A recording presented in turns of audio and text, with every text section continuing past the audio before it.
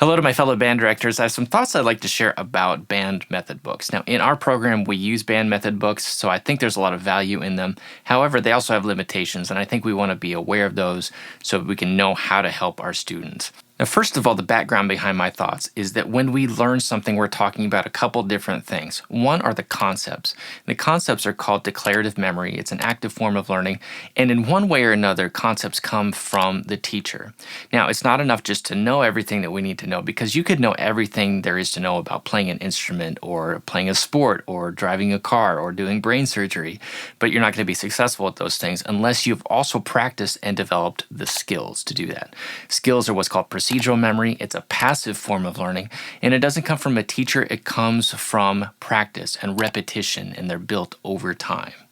So we need to build concepts and skills in our students. Now, I think method books are great for delivering all the concepts. If you work your way through a method book, your students are theoretically going to have all of the conceptual knowledge they need to successfully play their instrument. But the limitation of method books is there's no way to pack into them all the repetitions that students need to be successful. And that applies not only to the skills, but also to the concepts, because we need to repeat concepts in order for them to stick.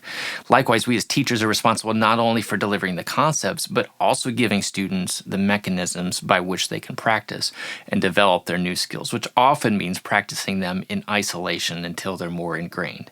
Now, the way method books work around this is they start stacking concepts and skills. For example, one of the method books we use has cut time on one page, eighth quarter, eighth syncopation on the next page, and then the next page introduces concert C major, so most of your band is playing with 2 or 3 sharps. And then to get some repetition of concepts and skills on that same page, they have an exercise which combines cut time, syncopation, and playing in concert C major. So unless you have some things to supplement those skills, it's going to be a lot for students to take in and apply in one exercise. Now, as a band program, we've done some different things to try to build in the repetition of concepts and skills that are necessary at a given level. The first thing was to develop a system of band rehearsal warmups, which are called Amplified Warmups, and they're great for consistently building and repeating the kinds of skills that our students need, not only for ensemble playing, but for individual skills as well. The best part about them is that they have an automated track so that when you press play, it starts a countdown which gathers the students into position, and then it leads them through the rest of their warm-up. So that when I get pulled in different directions at the beginning of rehearsal, whether it's for music or an instrument or writing passes or taking attendance, the band is still warming up productively and getting productive repetitions. As helpful as those warm-ups are, they still have the same limitation as band methods, which is that they have to make compromises for everybody to play at the same time. So you think about a band method book, there's a compromise between different instruments. So like when the clarinets get to the point where they're trying to learn how to play across the break, everything else kind of stops in order to allow the clarinets the time to do that. So we realize that every instrument has its own unique set of skills that they need to repeatedly practice and develop. So what we've done in our program is we've also developed a set of routines that we use in lessons and we encourage students use for their individual practice. And we cobbled together resources from different places. And so over time, we've developed a set for each instrument that they work through as they develop through our program. We've realized that the limitation of that is since we've developed it from different places, there's not continuity between one instrument to the next from one level to the next. And we are also missing something that we've come to rely on a lot in our rehearsals, and that is the ability to play a track that guides students through it. So what I've been doing over the last few months is I've been cranking out a lot of instrument routines, over 50 routines now for all the instruments in the band for levels 1, 2, 3, and 4.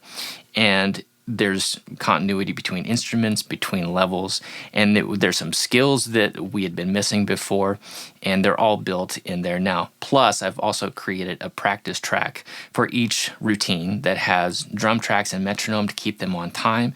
It has drones to keep them on a good pitch reference, and it guides them through the whole thing. Now that I know that they work really well for our program, I would love to know how they would work for your program. And so what I'm doing for a very limited amount of time is offering these routines at a discounted rate. So if you go to amplifiedwarmups.com/routines, you can see levels 1, 2, 3, and 4 presented there.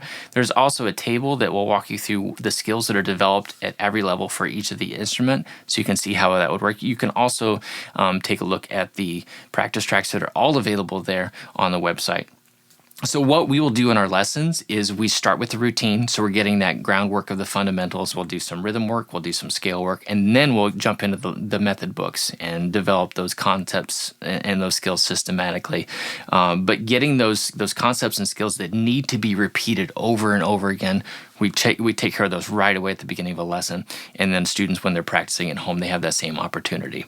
So check that out at amplifiedwarmups.com/routines. I'll be looking for some feedback to how we can adjust it to better fit your program. And then I think over the summer, I'll be making those final adjustments and then making that more widely available after that. Thanks so much for watching. Check out amplifiedwarmups.com/routines. We'll see you soon.